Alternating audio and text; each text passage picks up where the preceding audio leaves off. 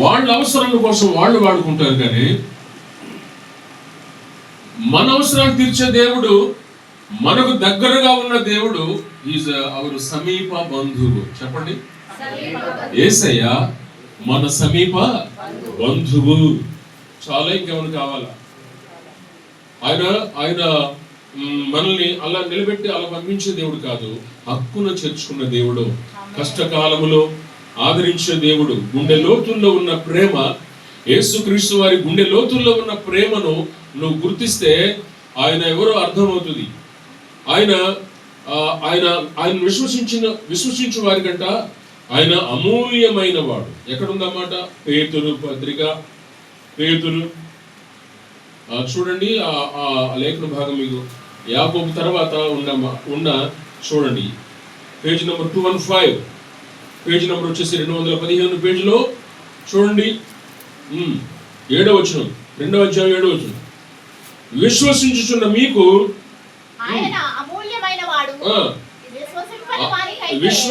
విశ్వసింపని వారికైతే ఇల్లు కట్టువారు ఏ రాతిని నిషేధించురో అదే మూలకు తలరాయను. అక్కడ మీరు మాట గమనించారా? విశ్వసించుచున్న మీకు ఆయన అమూల్యమైన వాడు. స్తోత్రం చెప్పండి, హల్లెలూయా. దేవునికి మహిమ కలుగును గాక. విశ్వసించుచున్న వ్యక్తులు ఎవరైతే ఉంటారో వారికి ప్రభు యేసుక్రీస్తు వారు అమూల్యమైన దేవుడు. ఆమేన్. అమూల్యమైన వాడంటే మూల్యము చెల్లించడానికి కూడా అంచనా వేయలేం. మూల్యం అంటే ధర కూడా మనము నిర్ణయించలేం. ఈ లోకంలో ఉన్న ప్రతి వస్తువు ఒక ధర ఉంది. ఈ మైకు ఒక ధర ఉంది, ఆ స్పీకర్ ఒక ధర ఉంది. బేటా అదేది మంచి బ్రాండ్, అది బాగుంది. ఈ ప్రతి వస్తువుకి ఒక ధర ఉంది. ఆమేన్. మనం వాడే ఫోన్కి ఒక ధర ఉంది, ఆ మానిటర్కి ఒక ధర ఉంది, రకరకాల అన్ని వస్తువులకు ధరలు ఉన్నాయి. కానీ యేసుక్రీస్తు ప్రభుల వారికి మనం ఇంత అని ఎవరు కూడా మూల్యము చెల్లించలేరు. ఆమేన్. ఆయనకి ఇవ్వడానికి మన దగ్గర అంత స్తోమత లేదు. గత రాత్రి ఎంతమంది వచ్చారు యానివర్సరీకి? అక్కడ వచ్చారు క్రిస్మస్ కి. ఆయన అంటారు, బంగారం నాది, వెండి నాది, వెలగల రాళ్ళు, ముత్యాలు, పగడాలు, ఆల్ సోర్సెస్ ఆయనవి. కాబట్టి ఆయనకు మనం ధర వెలకట్టలేము. అందుకే ఆయన అంటారు అమూల్యమైన వాడంటే, మూల్యమైనదంటే ధర నిర్ణయించేది, అమూల్యం అంటే వెలకట్టలేనిది. స్తోత్రం చెప్పండి. ఎవరికి? మన దృష్టిలో యేసయ్య ఎంతో గొప్ప దేవుడు. దేవుని ఎరగిన వారికైతే ఆయన నిషేధించబడిన ఒక రాయి. ఇక్కడ ఎవరైనా తాపి పని చేసే వాళ్ళు ఎవరు ఉన్నారా? సిమెంట్ పని చేస్తారా? కట్టడాల నిర్మాణం, గృహ నిర్మాణ కార్మికులు ఎవరైనా ఉన్నారా? మనం అనుకుంటాము బయట నిలబడి చూస్తుంటే పలానా రాయి పనికిరాదేమో అని అనుకుంటాం. కానీ ఆ కట్టే వానికి ఆ రాయితో కూడా ఏదో దగ్గర, ఏదో కార్నర్ లో ఏదో చిన్న కురదలా ముక్కుంటే ఆ ముక్కను వాడతాడు. స్తోత్రం చెప్పండి. మన దృష్టిలో మనకేంటంటే ఈ స్టోన్ పగిలిపోయింది, అయ్యో 20 రూపాయల స్టోన్, సిమెంట్ స్టోన్ సహజంగా మన ఇంటి దగ్గర, మన ఇళ్లలో మనం కట్టుకుంటున్నప్పుడు ఆ రాయి అనవసరం పగలగొట్టారేంటి, ఆయన మంచిగా వాడితే బాగుంటుంది కదా అనుకుంటాం. కానీ ఆ రాయిని కూడా అతను వాడతాడు. స్తోత్రం చెప్పండి. నిషేధించబడిన రాయిని కూడా ఆ కార్మికుడు వాడతాడు. అట్లనే దేవుణ్ణి చాలా మంది ఏం చేశారంటే, యేసుక్రీస్తు వారు తక్కువ స్థాయిలో, తక్కువ జాతుల వారి దేవుడు కాబట్టి ఆయన మనము తీసేద్దాం అనుకుంటున్నప్పుడు పక్కన పెట్టగా యేసుక్రీస్తు వారిని, ఇప్పుడు యేసుక్రీస్తు వారే మూలకు తలరాయి అయ్యారు. స్తోత్రం చెప్పండి. ఏ దేవుణ్ణి అయితే నిషేధించారో ఆ దేవుడు ఇప్పుడు చెప్పండి సర్వశక్తిమంతుడు, చాలా అవసరమయ్యారు. స్తోత్రం చెప్పండి. మనకు చాలా నిత్యావసర వస్తువులు ఉంటాయి. నిత్యావసర సరుకులు లేకపోతే మన ఇల్లు గడవదు. ప్రైజ్ లో అవి లేనప్పుడు చాలా చక్కగా ఫీల్ అవుతారు. ఫర్ ఎగ్జాంపుల్, మీరు తాలింపు దినుసులు లేకపోయినా మీరు చాలా ఫీల్ అయిపోతారు. కరివేపాకు లేకపోయినా, కొత్తిమీర లేకపోయినా కర్రీస్లోకి చాలా ఇబ్బంది ఫీల్ అవుతారు మీరు. అది నిత్యావసర సరుకు. ప్రైజ్ లో ఓకే. టూత్ పేస్ట్, సోపు, ఆయిల్, గ్యాస్ నిత్యావసర వస్తువులు. ప్రైజ్ లో నేను చెప్తాను, అన్నిటికంటే ప్రాముఖ్యమైన నిత్యావసరం ఎవరితో ఉంది తెలుసా? దేవుడితో ఉంది. స్తోత్రం చెప్పండి. Most wanted for us. ఆమేన్. ఆయన చాలా చాలా అవసరమైన దేవుడు. చెప్పండి ఒకసారి. చాలా చిన్న విషయాలు మీరు ప్రస్తావించి మీరు ఏమనుకోమాకండి. ఇవి లేనప్పుడే మనం చాలా ఇబ్బంది పడిపోతాం. ఇస్త్రీ లేనప్పుడు, ఇస్త్రీ పెట్టి లేనప్పుడు మనం సఫర్ అయిపోతాం. అయ్యో నా షర్ట్ ముడతలు ఉందని చెప్పి. కానీ వీటన్నిటికంటే ప్రాముఖ్యమైన వాడు దేహము కంటే ప్రాణము గొప్పది అన్నాడు. స్తోత్రం చెప్పండి. దేహము కంటే ప్రాణము గొప్పది, వస్త్రముల కంటే ఎంతో విలువైంది కదా. Very precious. ఇవేమి లేకపోయిన పర్లా దేవుడు మనకు ప్రాణం ఇచ్చాడు. ఆమేన్. స్తోత్రం చెప్పండి. మనం చలిస్తున్నామంటే, కదులుతున్నామంటే, మాట్లాడుతున్నామంటే దేవుని మహాకృప, పాడుతున్నామంటే దేవుని మహాకృప. ఈరోజు నేను దేవుని పాటలు పాడుతున్నా. గత 35 ఏళ్ళుగా పాడుతున్నా. ఘంటసాల వెంకటేశ్వర గారా, ఘంటసాల గారు యేసయ్య పాటలు పాడనని అన్నాడంట. నేను పాడను, అసలు నేను ఆ పాటలు పాడనని చెప్పి ఆపేశాడు. ఆ తర్వాత ఎస్పి బాలసుబ్రహ్మణ్యం గారిని దేవుడు వాడుకున్నాడు. స్తోత్రం చెప్పండి. ఆయన పాడిన పాటలన్నీ నేను పాడతా. ఆయన వచ్చి పాడలేడు, నేను పాడతా. స్తోత్రం చెప్పండి. ఆమేన్. ఆయన ఏం చేస్తాడు? ఘంటసాల గారు యేసుక్రీస్తుని నిషేధించాడు. ఆమేన్. వద్దన్నాడు, నేను పాడనన్నాడు. కానీ పాడేవాళ్ళని చాలా మంది దేవుడు తీసుకొచ్చాడు. ఆయన అమూల్యమైన వాడు. Praise the Lord. ఇన్నేళ్లుగా నేను దేవుని పాటలు పాడుతానంటే ఆయన నాకు ఎంతో అమూల్యమైన వాడు, ఎంతో ప్రాముఖ్యమైన వాడు. నా జీవితం అంతా ఆయన మీద ఆధారపడి ఉంది. లేకుంటే నేను ఈ స్థాయిలో ఉండేవాడిని కాదు. దేవుడే నన్ను ఇక్కడ తీసుకొచ్చినారు. ఇప్పుడు చెప్పండి, దేవుడు నిషేధించబడిన వాడు కాదు, చాలా అవసరమైన వాడు. నిత్యావసరం అంటే ప్రతి సమయంలో కూడా దేవుని అవసరం అనుకుంటుంది. స్తోత్రం చెప్పండి. నిజ జీవితంలో దేవుని అవసరం ఉంటుంది. హాస్పిటల్లో, ఆపదలో, కన్నీటి వేదనలో నువ్వు సేఫ్ గా ఉన్నా, మంచిగా ఉన్నా కూడా దేవుని అవసరం కావాలి. స్తోత్రం చెప్పండి. ఎప్పుడు కూడా కరివేపాకులో పక్కన పెట్టకండి. యేసయ్య నువ్వు నా కొద్ది రోజు అనమాక. యేసయ్య ప్రతిరోజు మనకు కావాలి. ఓ భక్తుడు రాశాడు కదా, నీవు లేని రోజు అసలు రోజే కాదయా, నీవు లేని బ్రతుకు అసలు బ్రతుకే కాదయ్యా. స్తోత్రం చెప్పండి. యేసుక్రీస్తు వారు లేకపోతే మనము బ్రతకలే. దేవుడు లేకపోతే మన ప్రతి మూమెంట్, మన ప్రతి కదలిక నిర్జీవమైనది. ఎండిపోయిన ఎముకలు గూడుగులు తెలుసా మీకు? హెస్కేలు గ్రంథంలో ఒక లోయలోనంట ఎండిపోయిన ఎముకలు చాలా ఉన్నాయంట. దేవుడు యెహెజ్కేలు గారు చూపిస్తా ఉన్నాడు. ఏంటి ప్రభు అంటే, ఆ ఎండిపోయిన ఎముకలన్నీ కూడా నా జనులే, నా ప్రజలే ఎండిపోయారు. అసలు జీవించుచున్న పేరు మాత్రం ఉంది కానీ వారు కేవలం మృతులై ఉన్నారు. వాళ్ళలో కదలికి వచ్చేలాగా నువ్వు ప్రవచనం ఎత్తి మాట్లాడంటే ఆ ఎండిపోయిన ఎముకలు యెహెజ్కేలు ప్రవచనం మీద పలుకగా గడగడగము సముడితో ఎవరి ఎముకలు వాళ్ళు కదుక్కుని సైన్యముగా అయిపోయాయి. స్తోత్రం చెప్పండి. టైం లేదు కాబట్టి మనం చదివించలేకపోతున్నాం. చూడండి దేవుడు ఎంత అవసరమో. ఎముకలు గూడు మనం లేకపోతే, ఎక్స్రేలు చూసుకోండి. ఎక్స్రేలు చూసుకుంటే కాస్త ఈ మాత్రం స్కిన్ అవుట్ లేయర్ ఉంది కాబట్టి, పై రూపం ఉంది కాబట్టి మనం మనుషులుగా పరిగణించబడుతున్నాం. కానీ మనం ఎముకలు గూడు. ఒకసారి ఎక్స్రేలు చూసుకుంటే మీకే భయం వేస్తుంది. మీ రూపం చూసుకుంటే ఎవరి కాళ్ళకి భయం వేస్తుంది. అయ్యో ఇది సహజంగా మనం చెస్ట్ ఎక్స్రే చూసినప్పుడు ఇక్కడ నుంచి అబ్డోమినల్ తీస్తే మన గూడు మనకు తెలుస్తుంది. దీని మీద దేవుడు జీవాత్మను మాంసం పొదిగి నరములనిచ్చి, కండరాలనిచ్చి, పైన స్కిన్ ఇచ్చి జీవించు ఆత్మ దేవుడు మనం చేశాడు. మనలో జీవవాయువును ఓదగా నరుడు జీవాత్మ ఆయన. ప్రైజ్ లార్డ్ చెప్పండి. ఇది గమనించి ఇది మర్చిపోయి దేవుణ్ణి మనము మర్చిపోవటం అనేది, పక్కన పెట్టడం అనేది చాలా బాధాకరం. ఆయనే ఈ అందం మనకి ఇచ్చాడు. Praise lord. మన రూపురేఖలన్నీ మన దేవునివే. Praise lord. సో ఆయన మనకు అవసరమైన వాడు. ఆయన విశ్వసించుతున్న వారికి ఆయన అమూల్యమైన వాడు.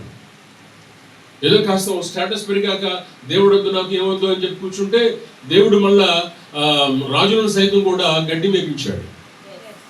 దానియేలు గ్రంథంలో ఓకే, రాజులు గర్వించిన రాజుల్ని సింహాసనం నుంచి సింహాసనం దిగారు చాలా మంది. సో మనం గర్వపడకుండా దేవుణ్ణి ఎక్కువ ఆరాధించాలి. విశ్వసించిన వారికి ఆయన అమూల్యమైన వాడు.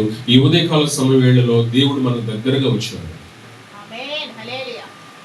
చెప్పాను కదా మీకు, ఆయన ధనవంతుడై ఉండి ఎక్కడ 2వ కొరింథీ పత్రిక చూస్తారా మాట, ఆ మాట ఆయన ఎంత రిచ్నెస్. అసలు పేజ్ నెంబర్ వచ్చి 163 పేజ్ తీసుకోండి. మీరు మన ప్రభువైన యేసుక్రీస్తు కృపను ఎరుగుదురు కదా. ఆయన ధనవంతుడై ఉండి మీరు తన దారిద్ర్యం వలన ధనవంతులు కావాలని మీ నిమిత్తము దరిద్రుడాయను. ఆమేన్. అమ్మా, ఎవరి కోసం దరిద్రుడాయాడు ఆయన? మన కోసం. ఆయన ఏమి లేనివాడుగా రిక్తునిగా వచ్చాడు, కట్టుబట్టలతో ఆయన జీవించాడు. Praise the lord. దేవుని మహిమ కలుగును గాక. అంటే మనతో కలిశాడు, జీవించాడు, భూమి మీద నడిచాడు. స్వామి వివేకానంద అన్నారట, యేసుక్రీస్తు వారు జీవించిన దినాల్లో నేను ఉండి ఉంటే ఆయన రక్తంతో, అంతేనా, ఏమన్నాడు, నా రక్తంతో ఆయన పాదాలు కడిగేవాడిని. దెన్ ఆయన అన్నాడంట, ఆయన నడిచిన దారిలో ఆయన పాద ముద్రలు పడ్డాయే, ఆ పాద ముద్రల్ని ముద్దు పెట్టుకున్నవాడిని, ఆయన అంత గొప్ప దేవుడు అని చెప్పేసి స్వామి వివేకానంద చెప్పాడు. స్తోత్రం చెప్పాడు. ఆమేన్, హల్లెలూయా. ఈవెన్ మహాత్మా గాంధీ ఆల్సో ఆయన కొత్త నిబంధన చదివిన తర్వాత, ఆయన జ్ఞానోదయం అయిన తర్వాత యేసయ్య కొండ మీద ప్రసంగం, మత్తయి సువార్త 5వ అధ్యాయంలో ఉన్న ప్రసంగం చదివి ఆయన అహింసావాదాన్ని అవలంబించినట్టు కూడా కొంతమంది పెద్దవాళ్ళు చెప్తారు, సేవలు చెప్తారు విన్నా. దేవుని స్తోత్రం కలుగును గాక. అనేక మంది హృదయాలు గెలిచిన దేవుడు యేసుక్రీస్తు వారు ఇప్పుడు రాజులను సైతం ప్రభావితం చేస్తున్న దేవుడు, రాకుమారులను సైతం కూడా ప్రభావితం చేస్తున్న దేవుడు యేసయ్య. ఆమేన్. అంత గొప్ప దేవుడు మనకు సమీపం వచ్చారండి. స్తోత్రం చెప్పండి. మన సమీపం వచ్చేసరికి, ఆయన తన స్థాయిని తగ్గించుకుని వచ్చేసరికి మనమేమి ఆయన్ని లెక్క చేయట్లా. ఈయన వడ్రంగ వాడే కదా, మరియు కుమారుడే కదా, యోసేపు కొడుకే కదా, తీసేయండి పక్కన పెట్టండి అని చెప్పి అందరూ పక్కన పెడితే యేసే వాళ్ళకే మూలరాయి అయిపోయాడు. దేవుని మహిమ కలుగును గాక. స్తోత్రం చెప్పండి. దగ్గరకు వచ్చేసాడు నుండి, దగ్గరకు వచ్చిన రీతి మనం చూస్తాం. చూడండి, ద్వితీయోపదేశ కాండము 4వ అధ్యాయం 7వ వచనం ముగింపులో నేను చెప్పేసి ఇంకొక 20 minutes 10 నిమిషాల ముందు బ్రదర్ గారికి మనం సమయం ఇచ్చేద్దాం. ఇంకా ద్వితీయోపదేశ కాండము 4వ అధ్యాయము 7వ వచనం.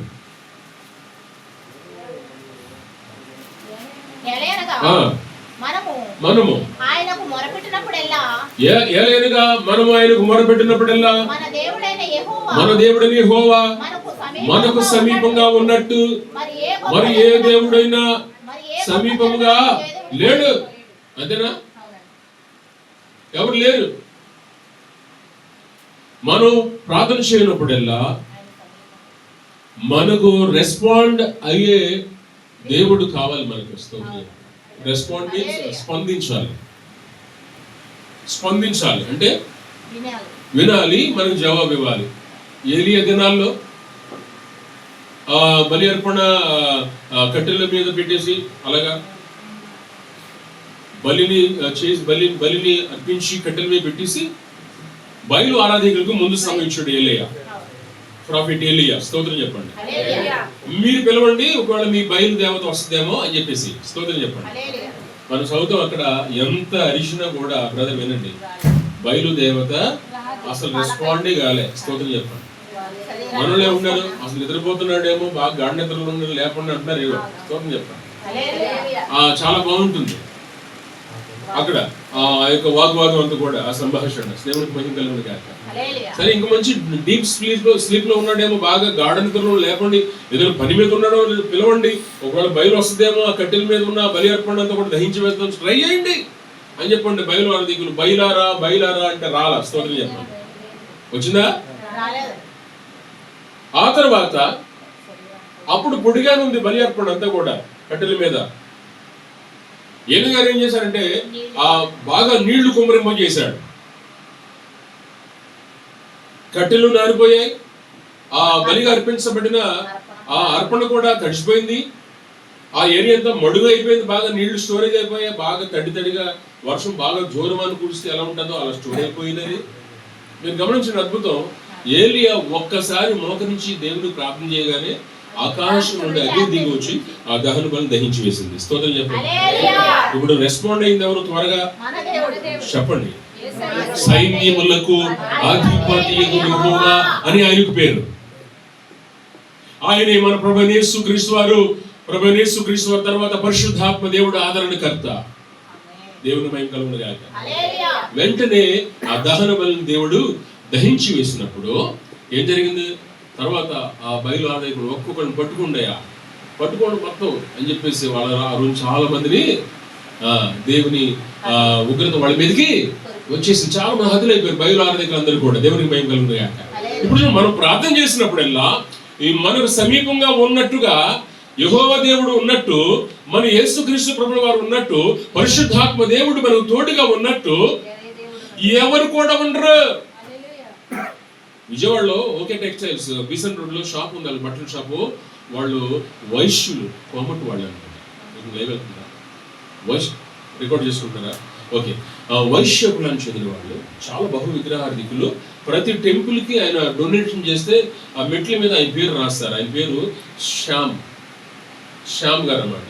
ఓకే టెక్స్టైల్స్ బీసన్ రోడ్ లో ఉంటుంది, ఇప్పుడు కూడా ఉంది. వాళ్ళ పిల్లలు నడిపిస్తున్నారు షాప్. వాళ్ళు బహు విగ్రహార్థికులు. ప్రతి టెంపుల్ మీద, ప్రతి అన్నవరం కానివ్వండి, ఆ కొండ ఈ కొండ, ప్రతి మెట్ల మీద ఆయన పేరు ఉంటుంది. 25,000 30,000 ఇస్తే పేరు రాస్తాను డొనేషన్. అటువంటి వ్యక్తి దేవుని దొరికాడు. ఎట్లా దొరికాడంటే, ఒక పక్కింట్లో సేవకులు ప్రార్థన చేస్తున్నారు. మా ఆత్మీయ తండ్రి డేవిడ్ రాజు గారు, అమ్మగారు విజయవాడలో. వీళ్ళేమో గోడ పక్కన ఇవ్వతాలో, గోడ పక్కన అవతాలో. వాళ్ళేమో ఆ ఇంట్లో ప్రభు నమ్ముకున్నారు, వీళ్ళే బహు విగ్రహార్థికులు అనమాట. ఈ ఇంట్లో ఉన్న పాపకి యవనస్తురాలికి దయ్యం పట్టింది. ఈ ఒక్క విషయం త్వరగా చెప్పేసి ముగించేస్తాను. దయ్యం బట్టి ఆ పాపను అల్లాడిచ్చేస్తుంది. ఆ దయ్యం ఆ పాప మీదకి వచ్చినప్పుడు, ఆ యవనస్తురాల మీదకి వచ్చినప్పుడు వస్త్రాలు ఎలా ఉంటే అవి తెలియదు, మొత్తం చించేసుకుంటుంది. చాలా తలనొప్పిగా మారిందనమాట. ఆ సేవకులు అక్కడ ప్రార్థన చేస్తుంటే వీళ్ళు అన్నారంట, విగ్రహార్థికులే బట్ నోరు దేశం అడిగితే వాళ్ళు వచ్చి ప్రార్థన చేస్తే ఆ పాప నుంచి దయ్యం వచ్చేసింది బయటికి. ఆ యవనస్తురాల నుంచి దయ్యం వచ్చింది, పెద్ద దయ్యం అనమాట. అది స్థానికంగా ఉండే దయ్యమే విజయవాడలో. వచ్చేసి మాట్లాడటం మొదలెట్టింది. వచ్చే ముందు మాట్లాడటం మొదలెట్టింది. ఎవరంటే అందరూ అడ్రస్ చెప్పేసింది క్లియర్గా. ఈ శ్యామ్ గారు ఆ అమ్మాయి డెవిల్ ఉన్న టెంపుల్కి చాలా ధనం సమకూర్చాడు, బాగా ఇచ్చాడు. ఇది అన్నాడంట, ఒళ్ళు మండిపోయింది దీనికి. మా సొమ్ము తిని మారు ముగుదుతావా, మా ఇంట్లో మా పాపనే వేధిస్తావా, నువ్వెంతో మంచిదనమని మేము నమ్మాము, కొలిచాము, మాకున్నటువంటి డబ్బులన్నీ కూడా మీకే ధారాదత్వం చేసి చాలా సంపద, ఎంతో తినేసి మా పిల్ల మీదకి వస్తావా అని చెప్పేసి గద్దించాట. అడిగితే సైలెంట్. పాస్టర్ గారు వచ్చి ఇక నుంచి వెళ్ళిపోతావా లేదంటే వెళ్ళిపోతానండి, నేను వదిలేసేయండి, నాకు బాగా ఒళ్ళంతా బాగా కాలిపోతుంది ఇక్కడ అని చెప్పేసి దయ్యం పోయింది. దేవుని భయం కలుగుతుంది. చెప్పండి. ఆ దెబ్బతో ఆ పాప మామూలు మనిషి అయింది. ఈయన శ్యామ్ గారు బాప్తిస్మం తీసుకున్నాడు, చర్చి రావడం మొదలుపెట్టాడు, యెహెజ్కేల్ గా మారాడు.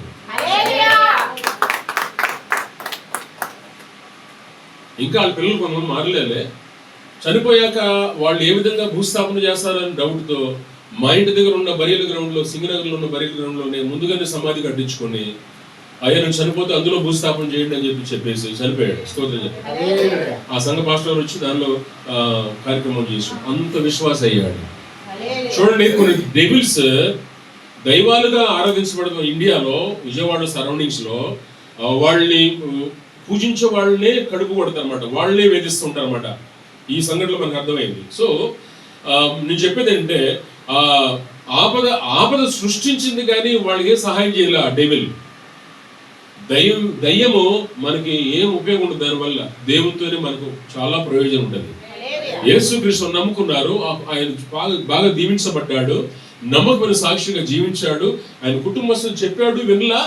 ఈయన మాత్రం చనిపోయేటంత వరకు విశ్వాసం కొనసాగాడు, తన యాత్ర ముగించాడు. ఇప్పుడు చెప్తే వినండి, మీకు ఏమర్థమైందంటే, ఈ లోకంలో ఉన్న కొంతమంది దేవుళ్ళుగా దేవతలుగా ఉన్నవారు నీకున్న వనరులన్నీ కూడా లాగేసుకుంటారు కానీ నీకేం ప్రయోజనం చేయరు. దేవి దేవతలు అవన్నీ కూడా నేను ఎవరిని విమర్శించట్లా, పేర్లు కూడా చెప్పట్లా. దేవీ దేవతలు ఉన్నారు కదా, ఇండియాలో ఉన్నారు కదా, చీకటి శక్తులు ఉన్నాయి కదా, వాటిని నమ్మకండి. యేసుక్రీస్తు వారు వెంబడించండి. యేసుక్రీస్తు వారు అమూల్యమైన వాడు, నిషేధించబడ్డారు, ఆయన మూలరాయిగా మారారు. ఆయనతో నేను కొంతకాలం ప్రయాణం చేశాను యెహెజ్కేల్ గారితో. స్తోత్రం చెప్పాను. మంచివాడు. ఒకరొక దినాన నాకు సరైన వస్త్రాలు లేకపోతే ఆయన కొట్టు నుంచి నా జత బట్టలు ఇచ్చాడు ఫ్రీగా, కొత్త బట్టలు కుట్టించుకున్న విజయవాడలో 96 ఆ టైంలో, 96వ సంవత్సరంలో. అంత మంచివాడు. చూడండి, బయలుదేవత రాలా. స్తోత్రం చెప్పండి. యెహోవా అగ్ని ఆకాశంలో వచ్చి ఆ దహన బలిని దహించి వేసింది. హల్లెలూయా. ఈ ఉదయ వేళ చెప్తా, మనకు అంత దగ్గరగా ఉన్న దేవుడు ఇంకెవరు కూడా మనకున్న దేవుడు వేరే జనము గాని వేరే తెగకు గాని ఏ దేశానికి కూడా లేరు. స్తోత్రం చెప్పండి. మనకున్నట్టుగా ఎవరు లేరని క్లియర్ గా దేవుడు రాశాడు. స్తోత్రం చెప్పండి. మనకున్నట్టుగా మనకు సమీపంగా ఉన్నట్టు మరి ఏ గొప్ప జనానికి ఏ దేవుడు కూడా ఎవరున్నారు సమీపంగా? రైతులు చెప్పండి. కొంచెం మీకు అప్పుడు డౌట్ రావచ్చు, మీకు కష్టం వచ్చినప్పుడు యేసయ్యా ఎక్కడికి వెళ్ళిపోయావంటే ఆయన దగ్గర ఎక్కడికి వెళ్ళదు. ప్రైజ్ లార్డ్ కొన్ని అనుమతిస్తాడు, ఎందుకంటే మనకు బుద్ధి రావడానికి, ప్రైజ్ లార్డ్ బోధపడడానికి. చేతులారా మనం చేసుకున్న స్వయంకృత అపరాధం వల్ల మనం నష్టపోతూ ఉంటే ఆయన ఏం చేస్తాడు? మనం చేసుకున్న పనులు బాగుంటే సేఫ్ గా ఉంటాం. Praise lord. నాకు తెలిసిన కుర్రాడు తన ఆస్తి అంతా కూడా ధారాదత్తం చేసుకున్నాడు. చేసిందాలు చేసి దేవుడు ఏం చేస్తాడు? దేవుడా కనికరించండి. ఏం చేస్తాడు? స్తోత్రం చెప్పండి. అప్పులు చేయకుండా ఉంటే మన సంపద ఎక్కడ పోదు కదా, చెప్తూ ఉంటాను. అయ్యా కోల్పోయిందంత దేవుడికి ఇస్తాడు, కానీ దేవుని మీద విశ్వాసం వచ్చు. ఆమె పోయిందే అంత తీసాడే, నేను అసలు ఏంటి అయిపోయాను అని దేవుని తిట్ట మాకు ఎందుకంటే అది మన స్వయం కృత అపరాధం, మన చేతులారా చేసుకున్నది అనమాట. ప్రైజ్ లార్డ్ చెప్పండి. ఇప్పుడు ఒక దేశంలో అంటే చాలా వృద్ధుడు, బహు వృద్ధాప్యం గల పెద్ద ఒక వ్యక్తి ఉండేవాట. ఆ ఊర్లో అంట ఏది గొడవ జరిగినా కూడా ఆయనే పరిష్కారం చేస్తాడు, ముగించేస్తాడు. అయిపోయింది. చిన్నగానే విన్నావా? దేవుడు మేము కలిగి ఏదైనా సమస్య వస్తే ఆయన దగ్గరికి వెళ్తారంట. వెంటనే చిటికలో సమాధానం చెప్తారంట. స్తోత్రం చెప్పండి. ఏదైనా మీకు కావాలంటే సొల్యూషన్ కావాలంటే సేవకులతో మాట్లాడినంటే ఆ ఊర్లో ఆ పెద్ద ఆయనతో మాట్లాడతారంట. అన్ని గెలుపులే, అతనికి ఓటములు లేవు ఆ పెద్ద ఆయనకి. స్తోత్రం చెప్పండి. అతను చాలా మహాజ్ఞాని, తెలివైన వాడు. ఒక కుర్రాడు వచ్చేసి, ఒక 13-12 years బాయ్ వచ్చేసి, ఈ రోజున ఆ వృద్ధుడిని నేను ఎట్లా సరే పడేస్తాను, బోల్తా కొట్టిస్తా ఏంటి, అతను కన్ఫ్యూజ్ చేసి అతను తీర్పని కదా, మంచి తీర్పని కదా, ఈ రోజున అతనితో నేను ఫెయిల్డ్ చేస్తా, అంటే అతను ఓడిస్తా నేను అని వచ్చేసి అలాగా చెట్టు మీద చేతుకొచ్చులు ఎగురుతుంటే ఆ చేతుకొచ్చులు పట్టుకుని వెళ్ళి, తాతగారు పెద్దయినా నువ్వు చాలా జ్ఞానవంతుడు కదా, చాలా తెలివైనడు కదా, చాలా మోనర్కు కదా, ఈ ఊర్లో ఉన్న ప్రతి సమస్య కూడా చిటుకులో సమాధానం చెప్పేస్తావు కదా, ఇప్పుడు నా చేతిలో చిలుకు దొరికింది, అది సస్పెండా బ్రతిని చెప్పింది అన్నాడ. స్తోత్రం చెప్పండి. ఆయన ఆలోచన చేసి దీనంగా నవ్వుతూ ఆయనకి చూసి కుర్రాడికి చూసి, బాబు నేను చనిపోయిందంటేనేమో నువ్వు బ్రతికిస్తావు, వదిలేస్తావు, అది బ్రతికుందంటే నువ్వేం చేస్తావు? చంపేసి నలిపేస్తావు. అది నీ చేతిలో ఉంది కదా. సో అది బ్రతకాలన్నా చనిపోవాలన్నా అది నీ చేతుల్లోనే ఉంది. What can I do? నేనేం చేయగలను? నేనేమో చనిపోయిందంటే నువ్వు బ్రతికిస్తావు, అది బ్రతికుందంటే నువ్వు చంపేస్తావు. సో అది నీ మీద ఆధారపడింది. You can decide your self అన్నట్టు. దేవునికి మహిమ కలుగుతుంది. చెప్పండి, మనం సేఫ్ గా ఉండాలన్నా, మనం పతనం అవ్వాలన్నా మన చేతుల్లో ఉంది. మన భవిష్యత్ అంతా మన చేతుల్లో ఉంది. Praise lord. త్వరగా మనిషి పాడైపోవాలంటే వ్యసనాలు చాలు. ఏదైనా ఒకటి త్రాగుడు ఉంటే చాలు, వాడు సర్వనాశనం అయిపోవడమే. జోదము, త్రాగుడు, రకరకాల బెట్టింగ్ యాప్స్, బెట్టింగ్ చేయడం, క్రికెట్ బెట్టింగ్ ఉంటే కుటుంబం అంతా కూడా ఒళ్ళు గొళ్ళు అయిపోతుంది, కుటుంబం అంతా కూడా డొల్ల అయిపోతుంది. స్తోత్రం చెప్పండి. Praise the lord. మా బ్యాచ్ మీద ఒక బ్యాచ్ ఉన్నారన్నమాట. వాళ్ళు అతను క్రికెట్ బెట్టింగ్ వెళ్తూ కూడా ప్రార్థన చేయాలి. నేను ఏం చేయాలి? ఇదివరకు మా చర్చి పాకగా ఉన్నప్పుడు మా కాయిన్ బాక్స్ లో ఈ దుబాయ్ కాయిన్స్ ఈ కంట్రీస్ లో ఉన్న కాయిన్స్ పడ్డాయి. ఎవరు వేశారంటే దొంగలు వేశారు. వాళ్ళు వచ్చేసి మా పేటలో కొంత బ్యాచ్ ఉన్నారన్నమాట. ఇది వాళ్ళు ఎక్కడో సీతానగరంలోను స్టువర్పురం రిలేటివ్స్.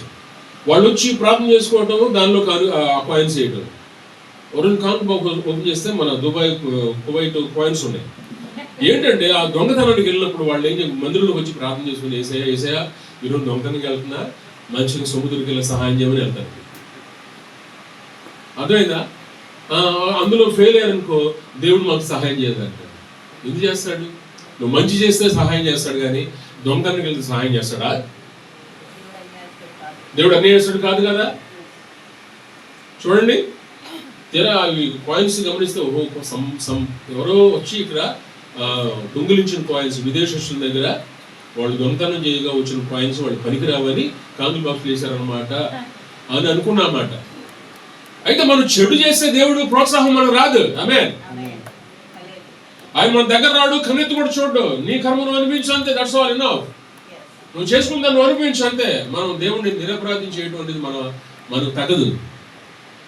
ఎనీహా డీప్గా కొన్ని విషయాలు చెప్పాను. ఇక్కడైతే కాయిన్స్ ఉంటుందండి, సహజంగా మీ దగ్గర కాయిన్స్ వేస్తున్నారు. మీరు 100 బిల్స్ చేస్తున్నారా? ఏనాడు మర్చిపోయారా? దేవుని మహిమ కలుగునుగా. ఇండియాలో ఇంకా కాయిన్స్ చేస్తున్నారు. నా కాయిన్ బాక్స్ లో 2 రూపాయలు 5 రూపాయల నోట్లు ఉంటాయి, కాయిన్స్ ఉంటాయి. సో మీరు చాలా ఇంప్రూవ్ అయ్యారు దేవుని మహాకృప వల్ల. ఎందుకంటే దేవుడిని మీరు బాగా సమీపంగా, మీరు అతి దగ్గరగా ఆరాధిస్తున్నారు. మునుపటి కంటే యేసయ్య ఇంకా సమీపంగా ఉన్నారు. అందుచేత మీరు శబ్దరహిత ఆఫరింగ్స్ ఇస్తున్నారు. శబ్దరహిత అంటే కాంగ్రెస్ చేసినప్పుడు కాంగ్రెస్ శబ్దం రాదు కదా. శబ్దరహిత అంటే నిశ్శబ్దమైన ఆత్మను చెల్లిస్తున్నారు. అంతగాడు దేవుడు తీసుకొచ్చాడు. ఆమె దేవుని మహిమ కలుగునుగా. What's the reason? ఏం కారణం అంటే మీరు దేవుడిని వెతుకుతున్నారు కాబట్టి. వెతుకువానికి ఏమన్నారు? మత్తయి సువార్త 7వ అధ్యాయము 7వ అధ్యాయం చెప్పారు. 7వ అధ్యాయం 7వ వచనం ఏమన్నారు? వెతుకుడి 7వ అధ్యాయం 7వ వచనం చూడండి. మత్తయి సువార్త ఫోన్ నెంబర్ 77 మాథ్యూ 7:7. స్తోత్రం. మత్తయి సువార్త అయిపోయింది, మీకు ముగించేస్తాను. అడుగుడి మీకు ఇవ్వబడును, వెతుకుడి మీకు దొరకును, తట్టుడి మీకు తీయబడును. అడుగు ప్రతి వాడును పొందును, వెతుకువానికి దొరకును, తట్టువానికి తీయబడును. హల్లెలూయా. వెంటనే మనకు స్పందించిన దేవుడు యేసయ్య, సమీపంగా ఉన్న దేవుడు యేసయ్య. సో ముగింపులో చెప్తున్నా, యేసుక్రీస్తు ప్రభువు వారిని ఎట్టి పరిస్థితులు కూడా నువ్వు వదిలిపెట్టద్దు. ఆయన ప్రాణం కంటే ఎక్కువగా ఎంచుకో. నీకు కలిగినటువంటి స్వాస్థ్యం కంటే ఆయన చాలా అమూల్యమైన వాడు. ఆయన నిషేధించబడిన వాడు కాదు. ఇప్పుడు అందరికీ అవసరమవుతున్న దేవుడు, అమూల్యమైన వాడు. నిషేధించబడిన రాయి మూలకు తలరాయి. మునుపటి కంటే దేవుడు మన దగ్గరగా ఉన్నారు. ఈ ఉదయ వేళ దేవుడు నాతో మాట్లాడారు అన్నవాళ్ళు దేవుని స్తోత్రం చెప్పండి. హల్లెలూయా. అవసరాలన్నీ తీరిన తర్వాత నువ్వు దేవుని వదిలిపెట్టద్దు, మరణం వరకు వెంబడించు. స్తోత్రం చెప్పండి. నీ కొరకు జీవ కిరీటం దేవుడు దాచి ఉంచాడు కాబట్టి ఇంకా ఎక్కువ శ్రద్ధతో మీరు దేవుని ఆరాధించండి. ఆరాధనకు వచ్చేటప్పుడు మీరు ఒకళ్ళే రాకుండా మీతో పాటు మీ రూమ్మేట్స్ ఎవరైతే ఉన్నారో, బద్ధకంగా అలాగా స్లీపీగా ఉన్నారో, ఇంకా నిద్రావస్థలో ఉన్నారో వాళ్ళందరూ కూడా త్వరగా సిద్ధపరిచి ప్రార్థనకి వెళ్దాం పదాన్ని చెప్పు తీసుకురండి. దేవుని మహిమ కలుగునుగా. మనలో అయితే షాపింగ్కి వెళ్దాం అంటే వస్తారు కానీ, ఫంక్షన్కి వెళ్దాం అంటే వస్తారు కానీ ప్రార్థన రారు. అది మన తెలుగు వాళ్ళు ఉన్న పెద్ద జబ్బు అనమాట. సో వాళ్ళందరూ కూడా మేలుకొల్పి దేవుని దగ్గర నడిపించండి. మీదనికి మళ్ళా నేను ఈజీఎంకి వచ్చిన తర్వాత ఈ మందిరమంతా కూడా విశ్వాసంతో నింపబడాలి. దేవుడి సంఘాన్ని దీవించి ఆస్వాదించి, సేవకు కుటుంబాన్ని సేవకుల కుటుంబాలను దేవుడు దీవించి మిమ్మల్ని కూడా దేవుడు బహుగా విస్తరింపజేసి ఇండియాలో ఉన్న మీ పిల్లలు గొప్పగా చదువుకుని దేవునికి మహిమ కలుగునుగా. ఇప్పుడు ఇంగ్లీష్ మాట్లాడుతుంటే అంటారు, బాబు అమెరికన్ దిగొచ్చాయండి అని అంటారు కదా, వాళ్ళని అంటారు కదా. ఈ దేశం వచ్చాక ఇంగ్లీష్ ఎంత ప్రాముఖ్యమైందో అర్థం అవుతుంది. ఇంగ్లీష్ నేర్చుకోకపోవడం వల్ల ఎంత కోల్పోయామో, యేసుక్రీస్తు వారిని తెలుసుకోకుండా ఉంటే అంతకంత నష్టపోతాం. ఇంగ్లీష్ వస్తే ఇంటర్నేషనల్ గా వాడబడవచ్చు, మ్యారేజ్ అవ్వచ్చు ఇంటర్నేషనల్ గా. ఆమె హిందీ వస్తే ఇండియా మొత్తం తిరగవచ్చు, ఇక్కడ గల్ఫ్ లో కూడా హిందీ మాట్లాడదు, మేనేజ్ అయిపోవచ్చు. తెలుగు మీడియం ఒక్కటే చదువుకుని తెలుగుతోనే మేము తెలుగు వాళ్ళు తెలుగే నేర్చుకుంటామంటే ఆంధ్రప్రదేశ్ తెలంగాణలో ఉంటావు, ఇంకెక్కడ రావు. దేవుని మహిమ. జిల్లాకు సంబంధించిన దేవుడు అయితే నువ్వు జిల్లాకే ఉంటావు. ఇండియాకు సంబంధించిన దేవుడిని ఆరాధించి ఇండియాలో ఉంటావు. ఇంటర్నేషనల్ దేవుడిని ఆరాధిస్తే నువ్వు ప్రపంచం అంతా తిరిగి వస్తావు నువ్వు భయం లేకుండా. Praise the lord. యేసుక్రీస్తు వారు యూనివర్సల్ గాడ్. యేసుక్రీస్తు వారు విశ్వమంతటికి దేవుడు, విశ్వనాథుడు. నేను దివిషంలో విశ్వనాథపల్లి అని ఊరి మీటింగ్స్ కి. విశ్వనాథపల్లి చాలా టెంపుల్స్ ఉన్నాయట. నేను అన్నాను, నిజమైన విశ్వనాథుడు ఎవరో తెలుసా? విశ్వనాథపల్లి గ్రామస్తులారా అన్న. దేవుని మహిమ కలుగునుగాక. ఎవరు సార్ అంటే యేసుక్రీస్తు అన్న. దేవుని మహిమ కలుగునుగాక. ఆమేన్. స్తోత్రం చెప్పండి. Universal God, our God is mighty. Amen. చాలా బలమైన శక్తిమంతుడు. అయిపోయింది, టైం అయిపోయింది. 2 minutes అయ్యారు. పల్లవంశ ప్రార్థన. ప్రభువు స్తోత్రాలు. ప్రభువా, Immanuel gospel ministries church members అందరూ కూడా మీరు దీవించండి ప్రభువా. ఫౌండర్ ప్రభువా తండ్రి, వ్యవస్థాపక అధ్యక్షులు మీరు దీవించండి ప్రభు, ఆశీర్వదించండి. ఇక్కడ ఉండి ప్రభు నడిపిస్తున్నటువంటి బిడ్డలు ఉన్నారు ప్రభు, యవనస్తులు. అయా తండ్రి, అయా వారందరూ కూడా ఇక్కడ ఉండి దేవుని సేవ అయా కొనసాగిస్తున్నారు. వీరి కుటుంబాలని ప్రభు, విశ్వాసం కుటుంబాలని బహుగా దీవించండి ప్రభు. మీరు బహుగా సమీపంగా ఉన్న దేవుడిని అయినా అయా తండ్రి, మీకు మేము చెల్లిస్తున్నాం. ఈ ఉదయకాల సమయంలో నన్ను ఈ విధంగా వాడుకుని మేము చెల్లిస్తున్నాం ప్రభు. అయ్యా ఆరోగ్యం బాగోలేదు ప్రభు, ఆరోగ్యం మంచి ఆరోగ్యం దయచు. అయ్యా తండ్రి, హెడేక్తో బాధపడుతున్న ప్రభు, మంచి ఆరోగ్యం ఇవ్వండి ప్రభు. అలాగే ప్రభు, నాజల్ బ్లాక్ అయింది ప్రభు, జలుబుతో ఉన్నాను ప్రభు, సహాయం చేసి ధారాళమైన స్వరాన్ని ఇచ్చి ప్రభు, దేశంలో ఇంకొక వారం రోజులు ప్రభు బలంగా వాడుకున్నాను. మా ప్రభు యేసుక్రీస్తును కొద్ది ప్రార్థన అడుగుచున్నాను తండ్రి. మా కోసం ఇండియాలో ఉన్నటువంటి మా చర్చ్ కోసం ప్రార్థన చేయండి. 23వ తారీఖున మా చర్చి క్రిస్మస్ పెట్టుకున్నాం. దైవజనులు మరి తీసుకున్నాను సతీష్ కుమార్ గారు చాలాసార్లు మా దగ్గరికి వచ్చి చూశారు. నేను చాలా వేదల మధ్య నేను దేవుని సేవ చేస్తున్నా. వాళ్ళ దగ్గర నుంచి నేను ఏది ఆశించను. ఒకవేళ దేవుడు నా సేవలు ఇస్తే అవి ఖర్చు పెట్టుకుంటాను. సో నా పరిచయం కోసం ప్రార్థించండి. నాకు భార్య, 2 పిల్లలు, ఒకే ఒక భార్య.